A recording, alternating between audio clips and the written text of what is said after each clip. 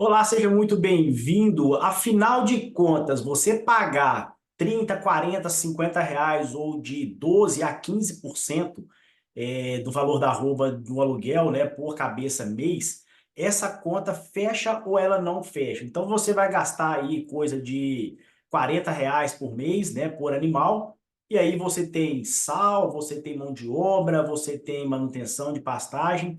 Então, o aluguel, ele é uma alternativa para quem quer investir na pecuária, né, e não tem dinheiro para poder comprar a terra. Existem também outras formas de você fazer parceria, né, de você não ter a necessidade de comprar terra para você entrar, para você começar a iniciar na pecuária. Existem outras modalidades, por exemplo, uma delas é a divisão de arrobas, né, as arrobas que cresceram, você faz a divisão com o proprietário da terra, mas hoje o que a gente vai trazer aqui é justamente se fecha ou não essa conta, por exemplo, de quando você vai arrendar a terra. Existem várias formas de você alugar uma fazenda. Então você pode, por exemplo, pagar por cabeça ou você pode fechar um valor geral, né? Por exemplo, 5.000 reais por mês, e aí você coloca a quantidade de animais que você acha que é mais interessante. A vantagem e desvantagem de um e de outro, né? A desvantagem de você, por exemplo, às vezes pagar por cabeça é porque às vezes aquele valor vai ser fixado e você não consegue reduzir isso, por exemplo, pra, sei lá, você negociou a 30, a 40 reais, você não consegue colocar mais gado e baixar aí, por exemplo, para 35 para você, consequentemente, melhorar a sua margem, né? E uma vantagem que você tem em relação, por exemplo, de você fixar o valor por animal, que já que você está pagando, o que que você faz? Você trabalha com uma carga um pouco mais leve e você vai priorizar o quê? O ganho individual. Então, por exemplo, quando você for negociar um arrendamento, se você for negociar por cabeça, faça a opção de trabalhar com uma carga mais leve, para quê? Para sobrar pasto e você priorizar, né, o ganho individual. Quando você negocia um valor fechado, por exemplo, que é os 5.000 reais que a gente falou lá, numa determinada área, você tem que correlacionar as duas coisas. Você tem que relacionar o ganho individual com o ganho também por hectare. Então, são dois desafios que você tem. Se a gente for pegar aí hoje, né, preço de terra, vamos falar aí Goiás, né, que o alqueire é 4,84, terra de 70.000 reais o alqueire, que vai dar aí coisa próxima de 15.000 reais por hectare, terra é muito caro, né? O imobilizado que você tem em patrimônio, no imobiliário, ele é muito alto. E dificilmente, o que que acontece? Você vai conseguir remunerar, você vai conseguir ter um rendimento, desse valor que está imobilizado com gado. Tanto que é que quando a gente faz a conta do balanço patrimonial, né, o retorno sobre a terra, ele é muito pequeno. Se você comparar isso, por exemplo, com uma alternativa de você colocar o dinheiro no banco, a pecuária ela toma um pau muito grande. Lógico, existe a valorização do imobiliário, mas é aquela história, né? Patrimônio não paga conta. A gente quer pagar conta com dinheiro que está circulando em espécie de preferência, né? O que está no estoque também é estoque, é uma outra coisa. Patrimônio não paga conta, né? O estoque ele tem que virar um produto acabado e ser vendido para poder gerar receita para a fazenda. Mas se a gente for pensar hoje, né? Pô, mas aí, Diego, se eu for colocar uma arroba de 215, 220, 15% do valor da arroba vai dar 33 reais. É justamente isso, mas a gente não consegue hoje achar valor de 30 reais, tá? 30 reais, como que você às vezes vai conseguir um valor mais baixo? Quando você tem que fazer a manutenção da terra. Então, é uma modalidade, né? Quando a gente vai fazer uma negociação de um arrendamento, são várias coisas que precisam de ser muito bem descritas, né? Muito bem acordadas para não ter problema depois entre arrendatário e o proprietário da terra.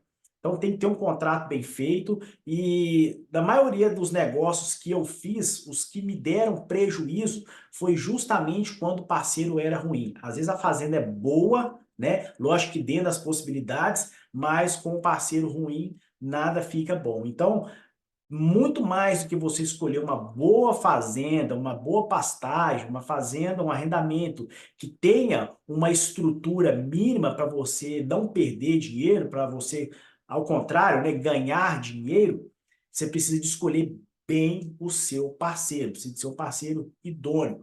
E além do parceiro, você precisa ter um contrato, né, um contrato bem feito, com as cláusulas, que é responsabilidade de cada uma das partes, para depois não ter problema, não ter desencontro lá, desentendimento lá na frente.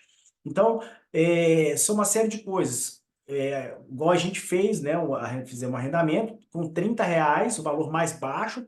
O valor, a gente tinha duas opções, ou R$ 40 ou R$ 30. O que diferenciava? Isso é o valor por cabeça, tá? Então, a gente optou para quê? Para trabalhar com uma carga mais leve. Por que a gente tinha também a opção, né, de pagar R$ 30? Porque aí a gente assumiria toda a manutenção da fazenda. Manutenção em qual sentido? Cerca e manutenção de pasto, fazer aplicação de herbicida, esse tipo de coisa. Quando você faz esse tipo de manutenção, quando você assume isso como uma pessoa que está arrendando a terra, só um ano você não consegue absorver esses, vamos falar, vamos chamar de investimentos que você faz na fazenda. Então você precisa de ter um contrato mais longo para quê? Para você conseguir absorver esse dinheiro que você colocou no negócio. E arrendamento, geralmente, ele tem uma característica diferente, por exemplo, se você estivesse fazendo isso lá na sua própria fazenda, tá?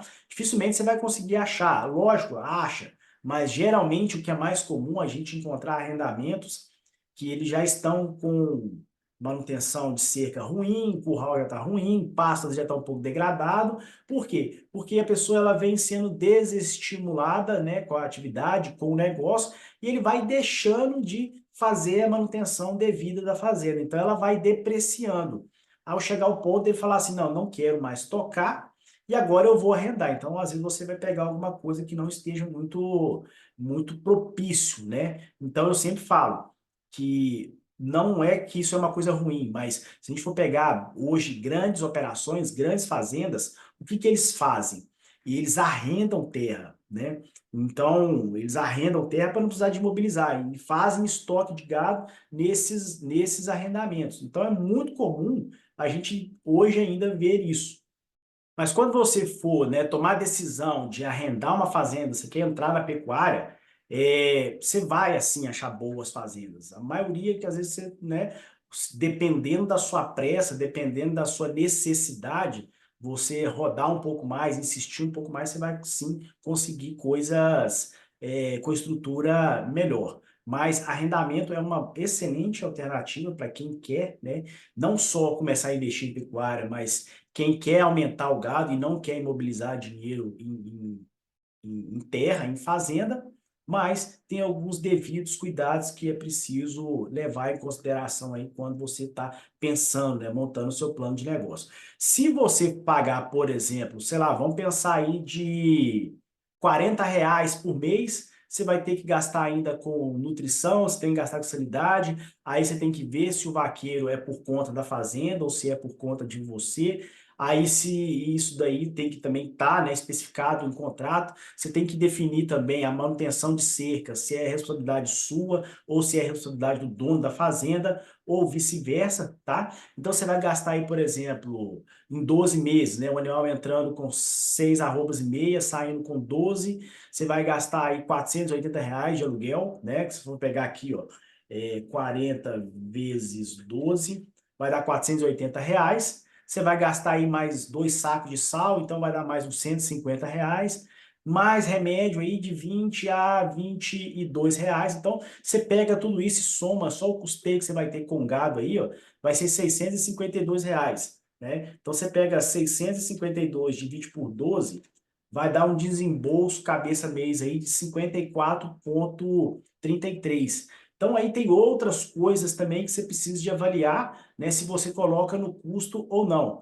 Tem que avaliar também, eu vou fazer o garrote, depois eu vou mandar para um confinamento, eu vou vender, ou eu vou terminar boi gordo, ou eu quero dar um giro mais rápido, eu vou fazer com fêmea. é tudo colocado aí no papel, fazer um plano de negócio, fazer um estudo de viabilidade, fazer, estressar o máximo possível essa conta, simular com essa arroba caindo, o custo de produção subindo, e aí você vai tomar a decisão se você leva, né, o negócio para frente ou não. Então, espero que você tenha gostado desse vídeo. Se você gostou, dê o seu like, se inscreva no nosso canal, me siga nas minhas redes sociais, é @diegoarruda.s, esse é meu Instagram. Então, siga nas redes sociais. Muito obrigado, um grande abraço e até o nosso próximo vídeo.